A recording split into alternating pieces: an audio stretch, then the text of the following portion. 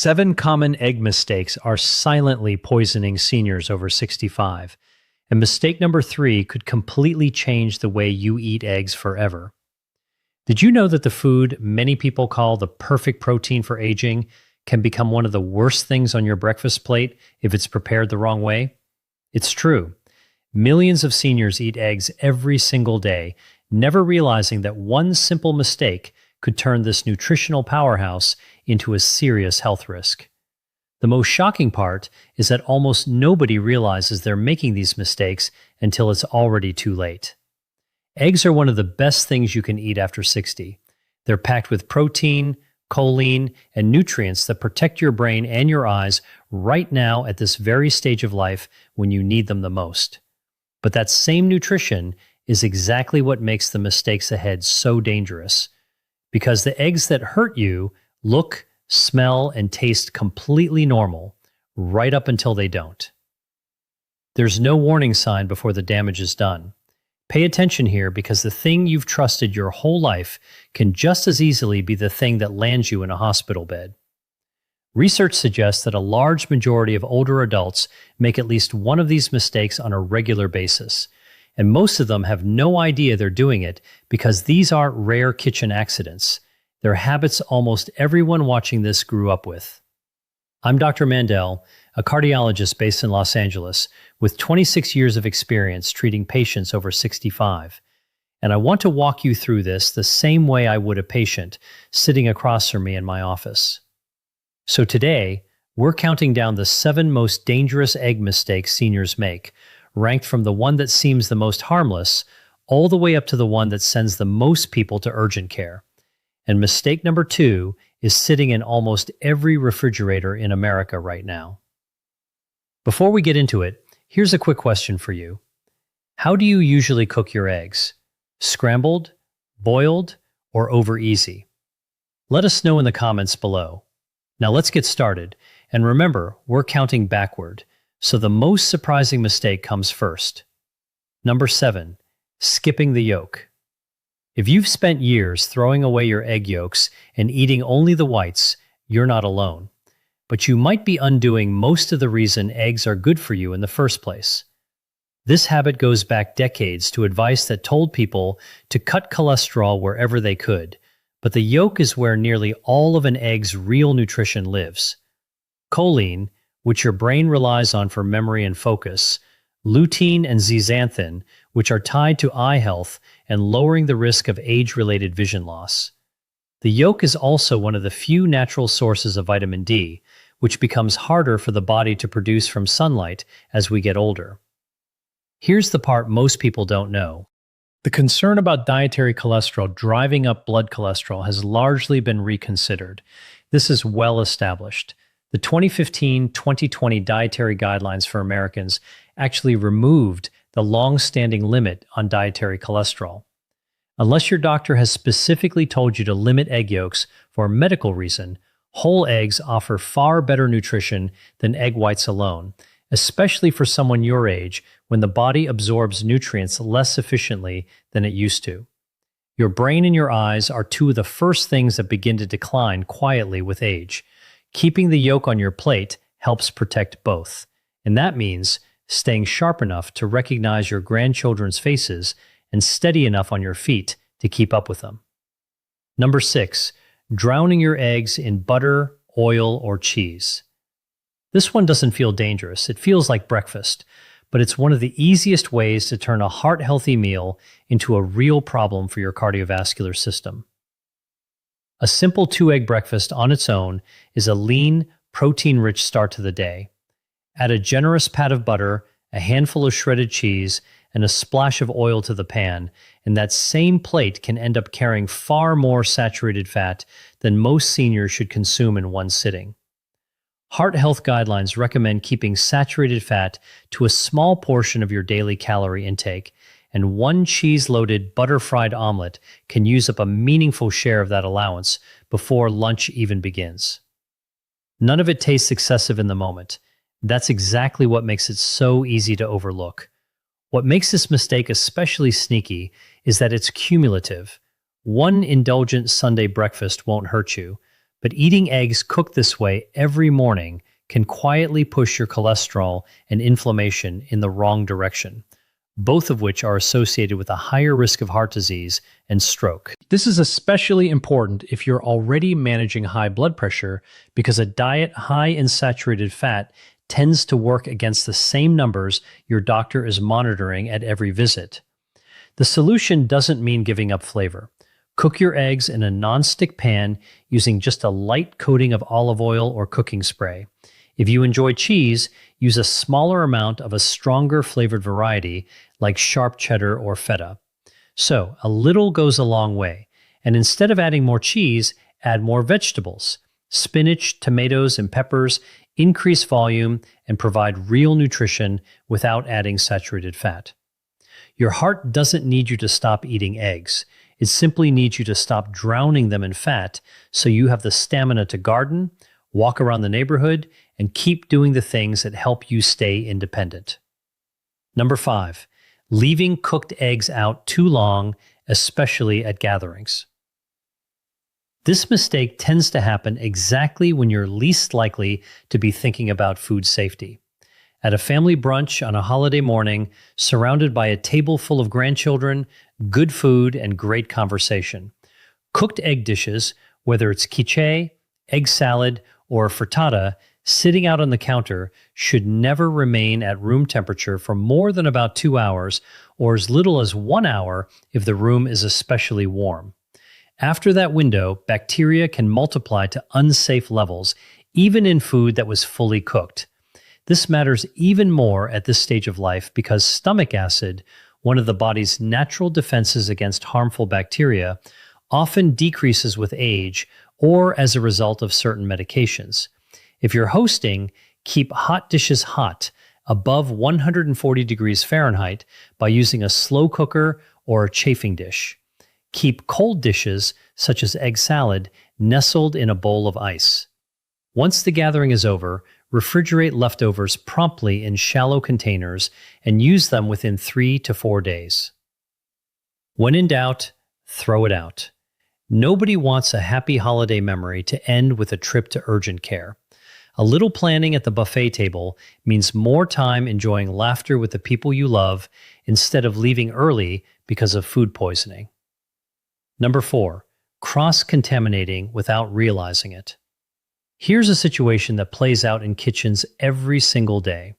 You crack a couple of eggs for your morning omelet, quickly wipe your hands on a kitchen towel, then reach for the bread to toast, your pill organizer for your morning medications, or you give the mixing bowl a quick rinse with cold water before using it to prepare a fruit salad. In every one of those situations, you may have just transferred bacteria to something you're about to eat or touch with your hands. This mistake leaves no trace, no smell, no visible residue, nothing to warn you.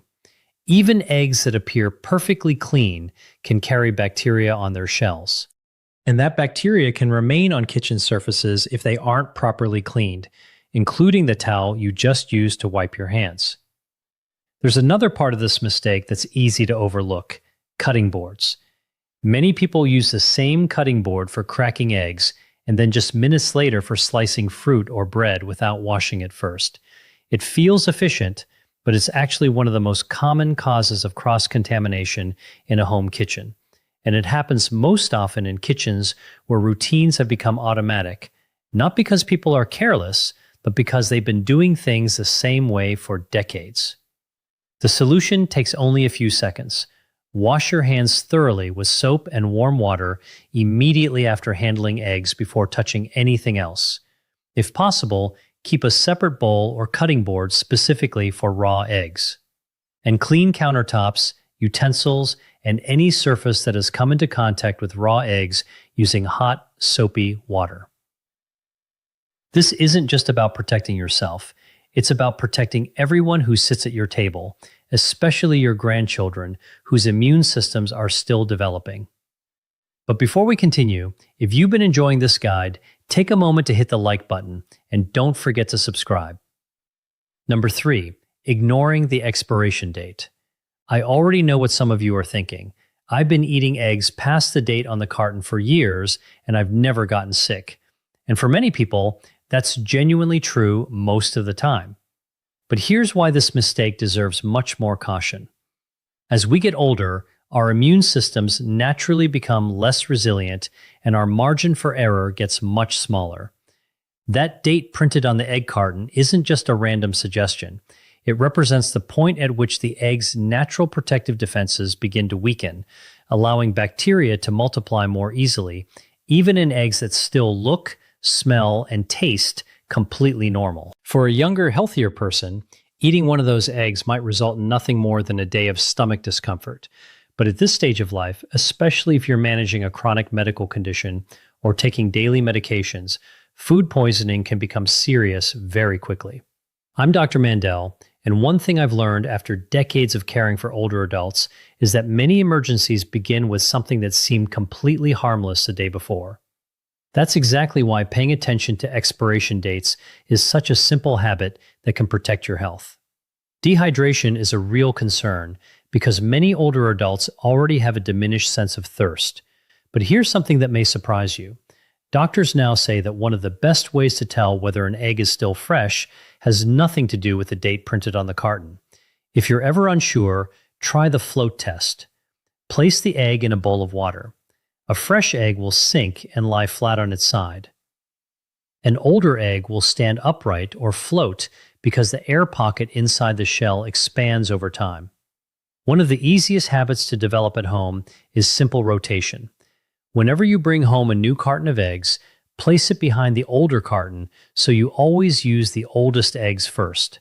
It's a small habit, but it removes the guesswork completely and helps you stay in control of your kitchen with confidence. Number 2, undercooking your eggs. This mistake has become much more common over the last several years, largely because of social media. Runny yolks and barely set egg whites look beautiful in online videos, but what looks appealing on a screen isn't always the safest choice on your breakfast plate, especially at your age. Both the egg white and the yolk need to reach a safe internal temperature to destroy potentially harmful bacteria. At that temperature, both the white and the yolk will be fully set, not runny. Contrary to what many people believe, a firm yolk does not mean you've overcooked your eggs. It means you've cooked them safely. A foodborne illness that causes only mild discomfort in a younger adult can become much more serious for seniors, particularly those living with diabetes or heart disease, because the immune system naturally becomes less effective at fighting infection with age. Here's something worth acknowledging honestly. Many of us grew up in homes where runny yolks were simply the normal way eggs were served, and no one questioned it. That's not a criticism. Food safety recommendations have genuinely evolved as scientific understanding has improved. What felt perfectly safe at age 30 doesn't carry the same level of safety in your 60s, 70s, and beyond. This isn't about changing a lifetime of habits overnight. It's simply about updating one small part of your routine to match the needs of your body today. Don't miss this important point. Color is not a reliable indicator of safety. Some eggs may appear fully cooked on the outside, while the inside has not yet reached a safe temperature. The solution is simple and inexpensive. Use a food thermometer. Cook your eggs until both the white and the yolk are completely set. No guessing required. You don't have to stop enjoying eggs to stay safe. A firm yolk isn't a sacrifice. It's simply the version of breakfast that helps keep you out of urgent care. And now we come to the mistake that tops this entire list, the one hiding in plain sight inside some of the most treasured family recipes passed down through generations. Now we're about to reveal the final mistake, and afterward, I'll share 3 simple professional tips that make eggs safer, easier to prepare, and easier to enjoy. So stay with me until the end. Number 1, using raw eggs in uncooked recipes. Homemade eggnog during the holidays. Classic Caesar dressing. Chocolate mousse, prepared the same way your mother or grandmother used to make it. These recipes feel like family tradition, and that's exactly why this mistake is so easy to overlook. Raw eggs can contain salmonella bacteria inside the egg itself, not just on the shell. That means even a clean, uncracked, properly refrigerated egg can still pose a health risk if it is never cooked. Once those bacteria enter your body alive, they can move directly into your digestive system. For seniors, a salmonella infection is much more than a few uncomfortable days. It can become genuinely dangerous because age-related changes in the digestive system and immune response make it more difficult for the body to fight the infection effectively. In addition, some medications commonly taken by older adults can mask the early symptoms, allowing the infection to progress further before anyone realizes something is wrong. I'm Dr. Mandel, and this is one of the mistakes I see catch people most often in my own practice, because it rarely feels like a decision at all. Nobody sits down at a holiday dinner thinking they're about to take a food safety risk.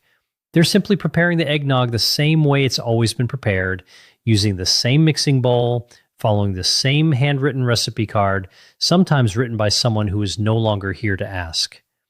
That's exactly why this mistake continues from one generation to the next, even in families that are extremely careful about every other aspect of food safety. And it's not only the obviously raw recipes, Hollandaise sauce, soft meringues, gently baked custards. Many of these dishes never reach a high enough temperature to completely eliminate harmful bacteria.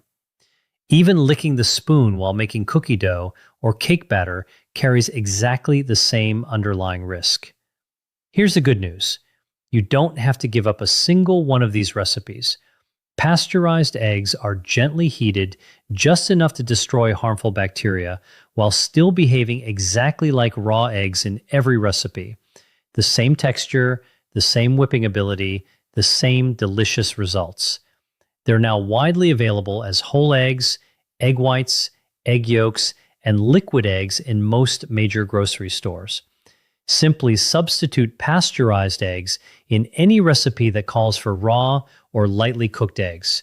Your holiday eggnog, your Caesar dressing, your chocolate mousse, they'll all taste exactly the way you remember without the unnecessary risk.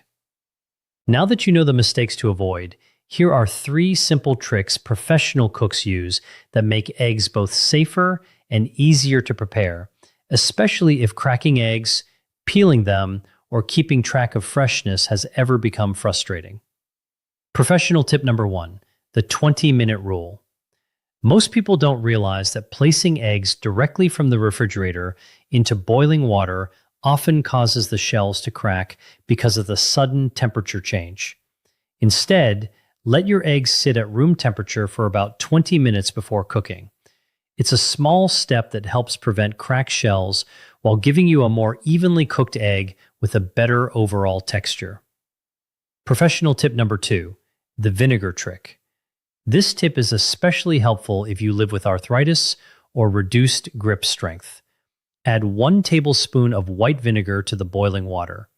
If an egg cracks during cooking, the vinegar helps the egg white coagulate almost immediately, sealing the crack and reducing contamination. As an added bonus, eggs cooked this way are much easier to peel. The shell comes away in larger pieces instead of breaking into tiny fragments that cling stubbornly to the egg white. That may sound like a small difference, but it matters when your hands aren't as strong as they once were. And don't worry, the vinegar leaves no taste at all. Professional tip number 3, keep pasteurized eggs at home. This brings us right back to mistake number 1. Once you know what to look for, you'll usually find pasteurized eggs sitting right beside the regular cartons in most grocery stores. Keeping 1 carton in your refrigerator means every recipe that calls for raw or lightly cooked eggs can remain part of your family's traditions without adding unnecessary risk. So, here's the bottom line. Eggs remain one of the healthiest foods you can eat after the age of 60. They support your brain, your eyesight, your heart, and your energy. The 7 mistakes we've discussed today are not reasons to fear eating eggs. They're simply small blind spots, and now that you know them, they're easy to correct. This is exactly what the healthiest older adults already do without giving it a second thought. You're not helpless, you're informed, and that's what allows you to stay independent in your own kitchen, preparing the meals and family traditions you love safely. Which of these mistakes did you grow up making without ever realizing it? Tell us in the comments below. We read every single one. And if you're planning to make even one of these changes starting tomorrow, type yes in the comments so we know this information reached you. If you have any questions or would like to share your own experience, feel free to leave a comment below. He learned how to leach a potato. His wife began making cauliflower rice. Over the months that followed, alongside his medications and regular lab work, his numbers stabilized. I want to choose my words carefully here because this is where people often make promises they can't keep. His creatinine did not return to normal. It simply stopped climbing and remained stable. His blood pressure improved. His nighttime trips to the bathroom dropped from 3 times a night to just once. But the thing he told me he appreciated most wasn't his lab results at all. It was the feeling that he had finally become an active participant in protecting his kidneys, instead of standing by helplessly watching them slowly fail. I also want to be honest about the other ending, because I've seen it far too many times. The person who hears all of this intends to make changes, but never quite gets around to it, then comes back a year later with worse numbers and far fewer treatment options. The difference between those two stories is rarely about willpower, and it's almost never about money. Most of the time, the difference is simply this. One person made one small change this week while it was still fresh in their mind. The other waited for a someday that never came. So here's the one idea that connects all 5 of these snacks. It's the single message I most want you to remember after this video. Every one of these foods works by reducing the workload placed on your kidneys' filters. That's the entire secret. And once you understand that, you'll never look at your dinner plate the same way again. The egg whites reduce the amount of waste your kidneys have to remove. The grapes and the cauliflower help calm the inflammation that slowly scars those filters year after year. The macadamia nuts help protect the blood vessels that carry blood into the kidneys to be filtered. And every preparation method we've discussed, the leaching process, cooking without salt, choosing whole fruit instead of juice, is designed to prevent potassium, phosphorus, and sodium from building up in a system that can no longer remove them efficiently. That changes the way you should think about your creatinine level. For years, you've probably been told that creatinine is simply a measure of how badly your kidneys have been damaged, almost like a verdict handed down to you. But it's more than that. It's also an ongoing reflection of how hard you're asking your kidneys to work. And that part has your fingerprints on it 3 times every day. You did not develop kidney disease because you were careless. Kidney disease at this stage of life is usually the result of decades of high blood pressure, elevated blood sugar, aging blood vessels, and changes that began long before you had any reason to think about them. But the workload your kidneys carry starting today, that is something you can help reduce. And reducing that workload is one of the very few parts of this disease that remains in your hands. No prescription required, no copay, no one's permission. So what should you actually do tonight? Let's make it practical.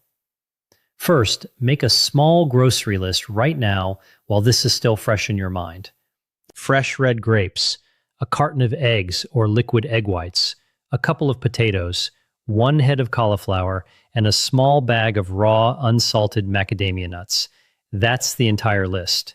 Second, choose just one snack to start with, not all 5, because the person who tries to change everything by Monday usually changes nothing by Friday. The easiest place to begin is replacing your usual afternoon snack with half a cup of fresh red grapes and a few macadamia nuts. Do that consistently. You've already begun. Third, learn how to leach a potato this week. It's the one skill on this list that almost nobody has ever taught you, and it gives you back a food you may have believed was gone forever. Fourth, remove salt from the way you prepare every one of these foods. Don't add salt. Instead, season with herbs, fresh lemon juice, and a little extra virgin olive oil. And whenever you buy something that comes in a bag or a carton, read the label carefully. Watch for sodium and watch for the word phosphate.